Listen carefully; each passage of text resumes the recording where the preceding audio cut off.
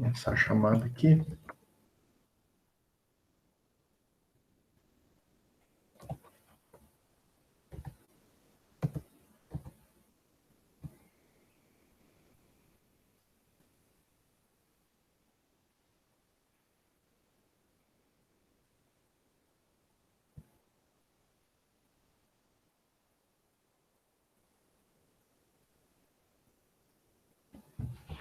Cadê o Brunão? Tá aí? Bom dia, professor. Bom dia, beleza? Ah, você que é o Batman? É. Da visão, tá aí? Eu tô aqui, professor. Cadê o Dionysium? Grande Dionysium. Não está presente?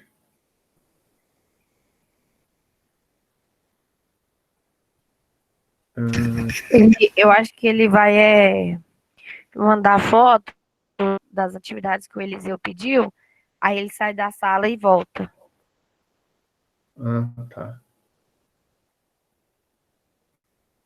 Bom, no momento ele não está presente, eu vou lançar a foto aqui.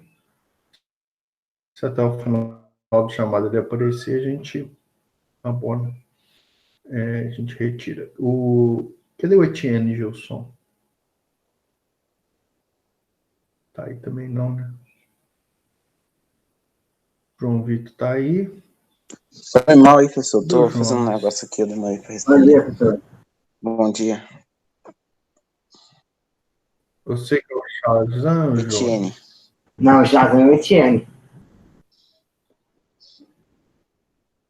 Ah, o Shazam é o Etienne. O Jonas, cadê o Jonas? Ah, o Jonas tá aí. Jonas é o Jonas. Então, deixa eu tirar a foto aqui do Etienne. O João tá aí, Jonas, Priscila tá aí, Sharon.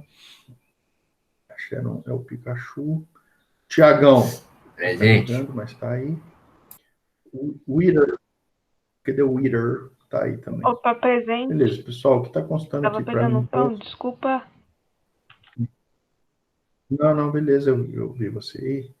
Já, o que está constando para mim a ausência aqui é só do grande Dionysium. Bom, vou registrar a foto dele aqui. Qualquer coisa depois a gente revê. Pessoal, bom falar com vocês aí. Como é que vocês estão? Belezinha? Tudo tranquilo? Hoje todo mundo fantasiado? Tranquilo, professor, e senhor?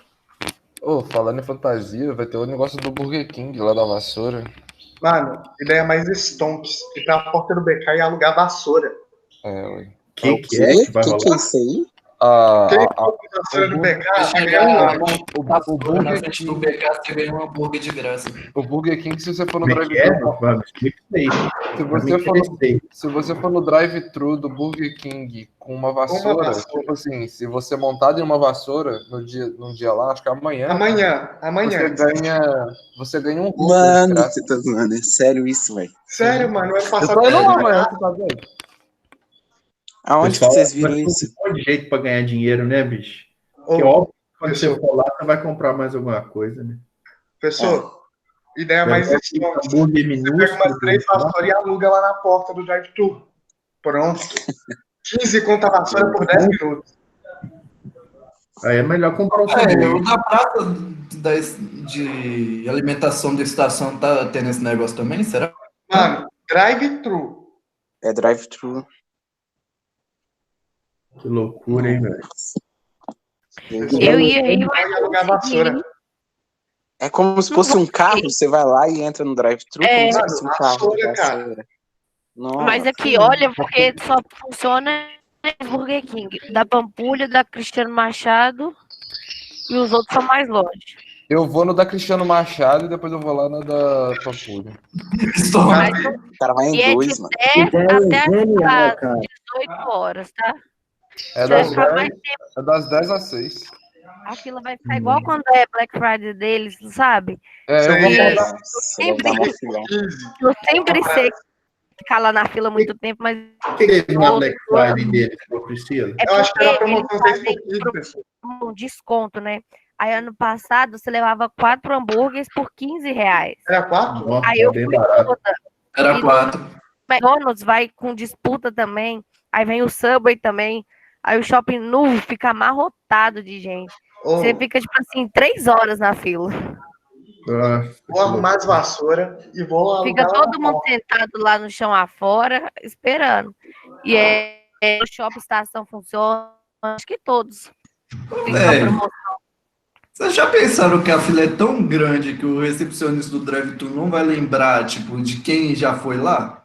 E, tipo, vai ter um Sim. minuto de tipo, Mas quatro você vezes? Mas tem só que que é dar seu Como CPF. você CPF, aí amigo. com a vassoura? É Meu um CPF, do sanduíche meu por pai, CPF. da minha irmã, pronto. Ah, tá. Coloca lá do sua irmã. Aí aparece o Twitter lá e tá lá. Tem que Amanda. Mas tem que levar Boa, identidade cara, também, Amanda. velho.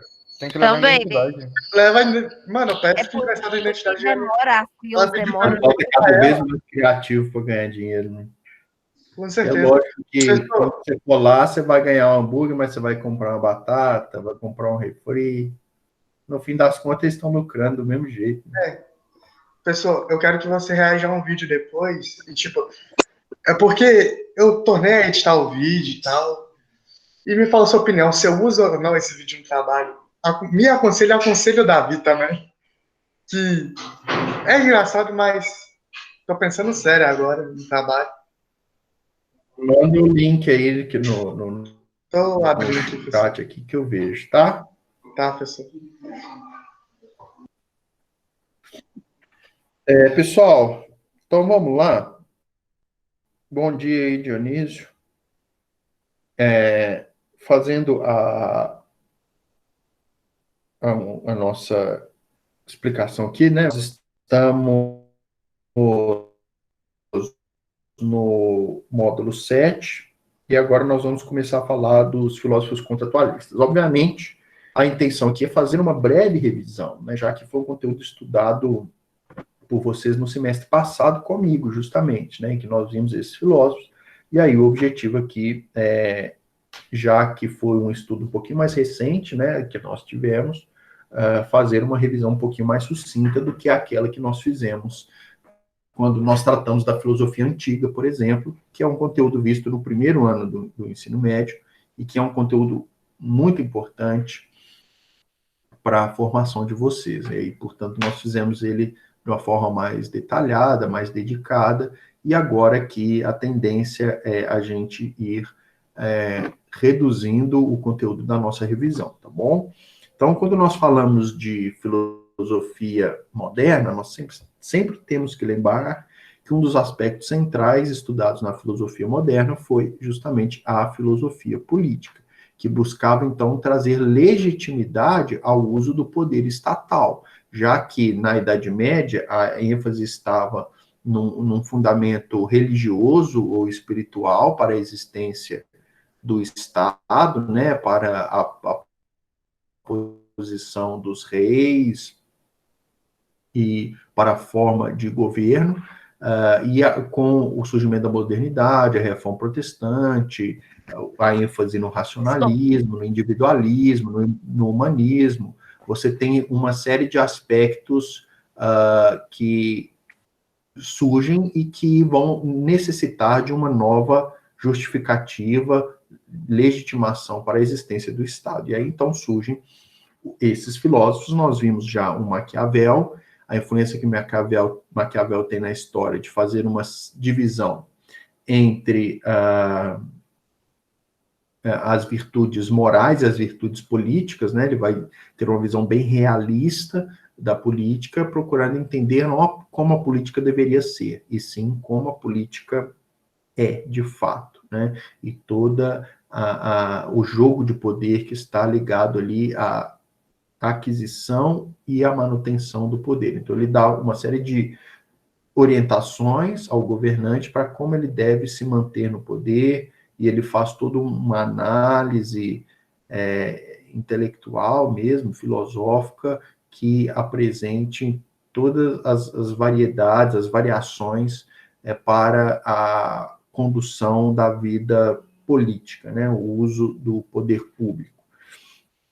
Priscila, você ia falar alguma coisa? Não, né? Foi só um escape aí do áudio. Não, eu queria saber se essa matéria que você está indo dar aula hoje está no livro 3 ou no Tá no livro 1 ou no livro 2? No livro 2, na página 10, tá bom? Obrigada. Livro 2, página 10, nós vamos começar, então, a falar do Thomas Hobbes, o primeiro contratualista. Então, na disposição aqui do material de vocês, além do Hobbes, né, nós temos também aqui incluídos o Locke e o Rousseau, que são, de fato, os três principais filósofos modernos no campo da filosofia política contratualista. Então, sempre quando nós falarmos dos filósofos contratualistas, pessoal, nós temos que pensar em dois elementos. Primeiro, o estado de natureza, e segundo, a ideia de contrato social propriamente dita. Então, o estado de natureza e as características do contrato social. Né? Retomando, então, a estrutura do nosso raciocínio, falar de filosofia moderna, nós estamos tratando de filosofia política. Dentro da filosofia política, nós vamos tratar os filósofos contratualistas. Esses filósofos contratualistas existem três principais, que são o Hobbes, o Locke e o Rousseau, e ao estudar cada um deles, nós devemos identificar o que cada um deles entende como estado de natureza e características do contrato social. Então, eu vou começar a explicação justamente pelo Hobbes, e a gente vai identificar esses dois aspectos.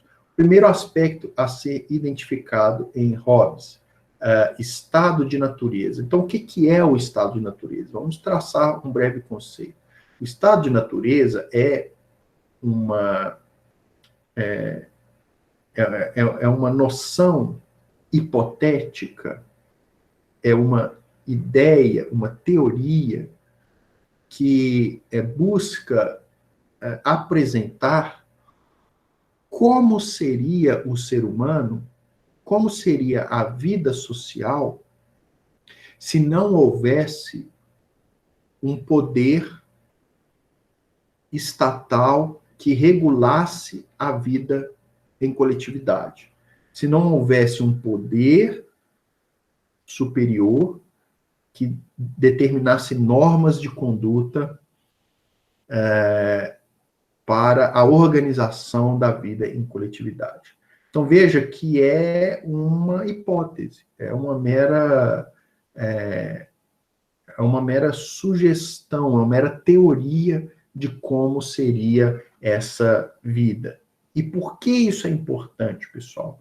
Porque ao identificar como seria o estado de natureza da vida em sociedade sem a existência do poder regulamentador, normativo do Estado, poder coercitivo do Estado, nós podemos identificar, então, qual é a função propriamente do Estado e como funciona essa legitimação do poder que se dá em virtude do contrato social. E quando nós falamos de contrato social, eu vou também procurar oferecer um conceito que complemente essa nossa compreensão. Então, vamos voltar à ideia de estado de natureza em Hobbes. Para Hobbes, o ser humano, em seu estado de natureza, ele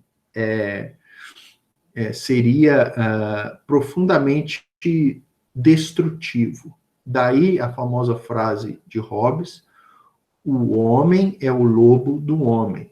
Hobbes ele tem uma visão da condição humana, da natureza humana, como extremamente perverso, egoísta, interesseiro, violento, de modo que se não houvesse nenhuma força externa para punir as condutas desviantes, para impor normas de conduta, seria uma luta de todos contra todos.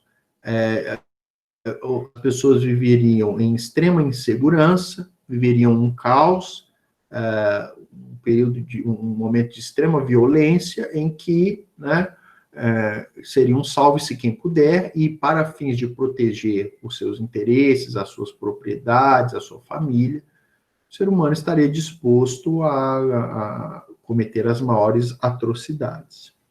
Por isso, então, dada a severidade da condição humana, a gravidade da vida humana sem a influência do Estado,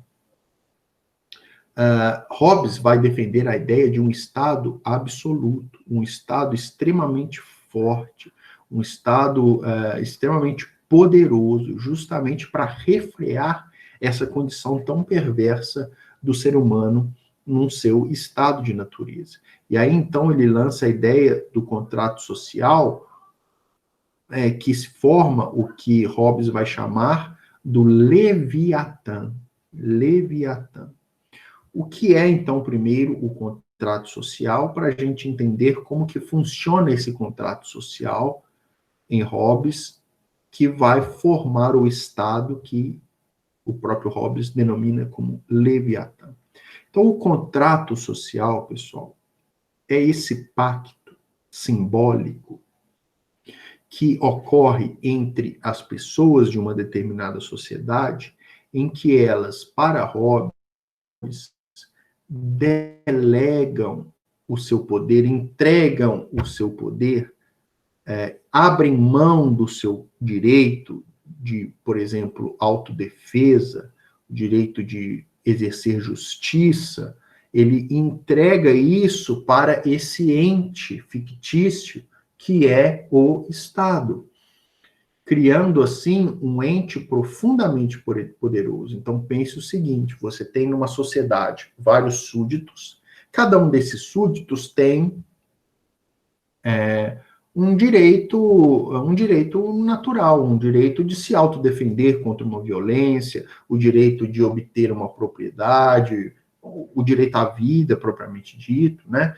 E, especialmente, o direito de autodefesa, de exercer a força para se proteger, ou a força para punir, ou para fazer justiça, cada um dos súditos concede esse direito que ele detém, abre mão desse direito e lhe entrega para esse ente fictício que é o Estado, representado pelo soberano. Então, essa entrega, essa delegação de poder, veja que cada um delega um pouquinho de poder, e aí a soma dos poderes de todos os súditos formam, então, um Estado profundamente poderoso, que agora capta para si todo esse direito e todo esse poder, de modo que com o Estado, o indivíduo, ele não tem mais o direito, por exemplo, de fazer justiça com as próprias mãos. Vocês já ouviram falar da lei de Talião, por exemplo, olho por olho, dente por dente, né? Então, se alguém viesse e, sei lá, assassinasse a sua esposa, você poderia, pela lei de Talião, ir lá, você tinha o direito de ir lá e assassinar a esposa dessa outra pessoa também. Então veja que é um exercício de justiça com as próprias mãos. Hobbes vai dizer, isso não funciona, porque isso leva ao caos, porque ninguém age nessa proporção, né? Se um dia um adulto der sei lá, um pontapé na minha filha, eu não vou me sentir satisfeito em simplesmente dar um pontapé na filha dele. Eu vou querer esmurrar a cara do cara. Entendeu? Então, o Hobbes vai dizer que essa violência, ela é um ciclo que vai... Aí o cara é esmurrado, ele vai querer se vingar ainda mais. Aí você entra num ciclo de violência, um ciclo de violência sem fim. Então, Hobbes vai dizer, isso não funciona. Cada cidadão, ele delega o seu direito, o seu poder para o Estado, e o próprio Estado vai gerir o uso da justiça. Então, quando você tiver sofrido alguma injustiça ou alguma violência, você não deve agir com as suas próprias mãos. Você deve recorrer ao Estado para que o Estado julgue o caso e defina uma sentença, uma punição para aquela pessoa que praticou uma injustiça. Então, Hobbes, ele vai afirmar que o Estado, então, é este Leviatã. Leviatã é um personagem da mitologia que é um monstro extremamente poderoso, né? Então, ele chama de Leviatã o Estado, porque para Hobbes, o Estado deve ser também esse ente totalmente poderoso e absolutista. Hobbes é defensor de um Estado absolutista, de um Estado em que não tem cidadãos, um Estado que tem súditos, que se curvam ao poder político. Eles, ao entregarem o seu poder para a formação do Estado, o súdito, ele perde a posse desse direito e desse poder. Ele literalmente entrega isso nas mãos do Estado. E agora é função do Estado todo-poderoso reger a vida pública. Tá bom? Então, essa é a concepção do Hobbes, tá bom? Então, aqui nós abordamos os aspectos trazidos no nosso material didático, né? Falamos aqui tanto do tópico primeiro, tratando de Hobbes, o estado de natureza, depois a sua noção de homo homini lupus, que é justamente essa ideia de que o homem é o lobo do homem, e depois nós tratamos a questão do contrato social e a formação do Estado. Por último, falamos dessa ideia do Leviatã como o Estado todo-poderoso. Dito isso, nós temos poucos minutos aqui, mas ainda temos tempo suficiente para tratarmos do outro filósofo contratualista, que é justamente o John Locke. O John Locke, ele também é contratualista, como eu disse, contudo, ele tem sua própria forma de pensar a filosofia política. Como contratualista, Locke ele também vai fazer uso desses dois conceitos, o conceito de estado de natureza e também o conceito de contrato social ou as características deste contrato social. Vamos entender, então, como que funciona isso na perspectiva de John Locke. John Locke, esse mesmo filósofo, que também é estudado lá na epistemologia, quando nós falamos da corrente empirista. Locke é um grande representante do empirismo também. Bom, aqui no campo da filosofia política, Locke vai entender o estado de natureza com uma visão um pouco mais otimista do que a de Hobbes. Então, para Locke, os seres humanos, eles têm um senso natural de coletividade. O ser humano é um ser social por natureza. Então, o ser humano, no seu estado de natureza, isso é, sem a influência do poder estatal, eles viveriam relativamente numa certa harmonia, num certo respeito aos direitos do outro, porque o ser humano é um ser gregário por natureza, é um ser social por natureza. Pode falar, João. Esse é o cara que diz que o homem é bom, a sociedade que corrompe? Não, esse é o próximo que nós vamos ver, que é o Rousseau, né? Ah, tá. E o Rousseau fala isso. Agora, o Locke, ele é um pouco mais otimista da condição humana, mas não é o otimismo tão extremo assim, como é o otimismo do Rousseau, que é o próximo que nós vamos ver. Pode falar, Priscila, eu vi que você se manifestou aqui. Sim, mas a ideia dele é que, tipo assim, que todo homem nasce igual, mas é a sociedade que forma ele, não é? Em Rousseau, né? Ah, é do outro. Mas ele não parece, não? Você está falando quem? Não, o Thomas Hobbes, eu estou lendo aqui no livro, né, do estado de natureza. Ele fala assim, que no estado de natureza não existe também qualquer lei ou justiça, já que os homens são solitários e não têm qualquer vínculo uns com os outros. Os preserva a sua vida e satisfaz as suas necessidades. O que importa é isso, né? Que ele preserva a vida e satisfaz as suas necessidades, podendo fazer o necessário para que isso se concretize. Então, tipo assim, não importa a natureza, o que importa é a vontade que o homem está no momento? Então, assim, ó, o que acontece? Essa ideia de estado de natureza, Priscila, o que é esse estado de natureza? É essa condição humana sem a influência do Estado, sem a influência do poder político, do poder público. Como seria o ser humano vivendo no Walking Dead, por exemplo? Né? Vamos citar exemplos aqui para a gente tentar compreender. Alguém aqui já viu o seriado Walking Dead? Você já viu, Priscila? Não sei se faz parte do seu universo. O que é o Walking Dead? O Walking Dead, você vai perceber, na medida que você vai avançando os capítulos, que é um estado de calamidade total, e que, sem a existência de um poder político, os principais inimigos, a gente começa a perceber isso nos episódios, não são os zumbis. Os principais vilões da história são os próprios seres humanos. Quem pegou essa ideia aqui que eu estou trazendo? Então, é uma ideia, vamos dizer assim, tipicamente hobbesiana. O Hobbes vai dizer que sem a influência do Estado, o ser humano é violento, ele está todo mundo lutando pelos seus próprios interesses. A vida vira um caos. Então, o estado de natureza para Hobbes é esse estado de uma visão profundamente negativa da condição humana.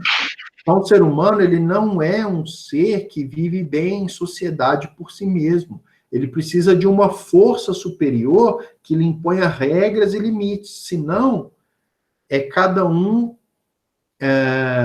vivendo, assim, a barbárie. Pode falar, Bruno. O Hobbes Pedal, do nome do livro de Leviatã, tem alguma coisa a ver com o Leviatã bíblico? Sim, ou não? Sim. O Dionísio também fez essa pergunta aqui no chat, né? O Leviatã da Bíblia, né, é narrado como esse grande ser marinho, forte, poderoso, que a mitologia vai trazer como um monstro, né? Um monstro terrível, gigante, temível, poderoso, que todo marinheiro, né, todo navegante deve temer, ter muito cuidado, dado a força e o poder, né, deste monstro chamado Leviatã. E aí o Hobbes vai usar essa figura, essa imaginação, para dizer que o Estado é justamente esse ente todo poderoso, que deve ser temível, deve ser temido, deve ser respeitado, dado ao imenso poder absoluto que ele detém de punir, de exercer a justiça, de pôr ordem na sociedade. Tá bom? Então, assim, nós vamos mais para frente fazer uma oposição muito grande entre o Hobbes e o Rousseau, porque o Hobbes, ele via que o ser humano é mau por natureza e que ao viver em sociedade por meio da força estatal, que o ser humano, então, teria sociabilidade. O Hobbes vai pensar o oposto. O Hobbes vai pensar que o ser humano é bom por natureza. Ele não é mau por natureza, ele é bom por natureza. Contudo, ao se relacionar em sociedade, é que justamente ele se corrompe, porque começa a surgir a propriedade privada, começa a cada um buscar os seus próprios interesses, começa a haver uma competição entre as pessoas ao viverem em sociedade, e aí, neste jogo da vida social, é que o ser humano se corromperia, entendeu? Então, há uma visão diferente aqui, é importante a gente destacar essa diferença entre o Hobbes e o Rousseau. O Locke, ele está, vamos dizer assim, nessa visão do estado de natureza, numa posição intermediária. Então, o Locke vai dizer que o ser humano, não é que o ser humano é bom por natureza, como diria Rousseau, mas o Locke vai dizer, e também o ser humano não é mal por natureza, como diria Hobbes. Locke, por sua vez, aqui na página 13, inicia o estudo de Locke, ele tem uma visão um pouquinho mais temperada nessa questão. Ele vai dizer que o ser humano, ele vive relativamente bem em sociedade, Por quê? Porque ele é um ser social por natureza, então ele nasceu, a sua condição humana, a sua existência humana, ela é necessariamente uma existência em sociedade, então ele nasceu para viver em sociedade. Contudo, sem o Estado, você não tem formas de assegurar esses direitos, que são próprios do ser humano. Então, por exemplo, o direito à vida, o direito à propriedade, o direito à liberdade, que são três direitos fundamentais para Locke. Esses direitos, eles são relativamente respeitados num estado de natureza. As pessoas sabem que não devem roubar o outro, devem respeitar a propriedade de cada um. Locke vai dizer, as pessoas sabem que você não deve matar um ao outro, você deve respeitar o direito à vida de cada um. Contudo, você não tem formas de assegurar que esses direitos sejam garantidos. E aí, então, Locke dá uma justificativa muito mais fraca para a existência do Estado. Qual é a função do Estado para Locke? Qual é a função do contrato social para Locke? Locke vai dizer que o Estado surge por meio do contrato social porque as pessoas conscientes dos seus direitos, elas delegam ao Estado, entregam ao Estado a capacidade de assegurar esses direitos que são do próprio indivíduo. Tanto que para Locke há o que ele chama de direito à resistência. O que é o direito à resistência? É porque, já que o Estado existe para satisfazer e assegurar os direitos individuais das pessoas, se o Estado, por algum motivo, não cumpre a sua função, ou seja, o governante ele passa a ter atitudes tirânicas, que não zelam pelo o direito das pessoas, o cidadão, então, ele tem direito, sim, a se opor ao governante e a tirar aquele governante do seu cargo, uma espécie de impeachment aí. Então, isso para Hobbes seria impossível. Isso para Hobbes seria totalmente impossível. Por quê? Porque para Hobbes, na medida que você delegou para o soberano o seu poder, você não tem mais esse poder. Você vai ter que confiar na capacidade, na legitimidade do Estado de conduzir a vida social. Locke vai dizer, nada disso, nada disso. O poder, ele foi conferido ao Estado, mas ele permanece na mão do cidadão. De modo que, se o Estado não exerce o seu compromisso, a sua função que lhe foi conferida no contrato social, os próprios cidadãos podem se reunir e se opor, fazer o que ele chama de direito à resistência, resistir àquele Estado e mudar o governante que está no poder, tá bom? Então, essa é a visão do... Professor, pode falar. A teoria do Locke influenciou a Revolução Francesa. O que vai influenciar a Revolução Francesa é a do Rousseau, que é o próximo que nós vamos ver agora. Tá bom? O Rousseau, sim, tem grande influência na Revolução Francesa, propriamente dita. Então, vamos lá entender, agora na página 16, justamente o pensamento de Rousseau. O Rousseau, por sua vez, como é que funcionam esses dois aspectos? Lembrando sempre, falando de filósofos contratualistas, nós devemos identificar a sua posição acerca do estado de natureza e as características do contrato social. Então, falando do estado de natureza em Rousseau. Para Rousseau, é aquela frase que vocês já trouxeram que explica bem. O homem é bom por natureza. Ele, na sua condição própria, ele vive bem. Ele não tem nada na própria condição humana que lhe faça ser mal.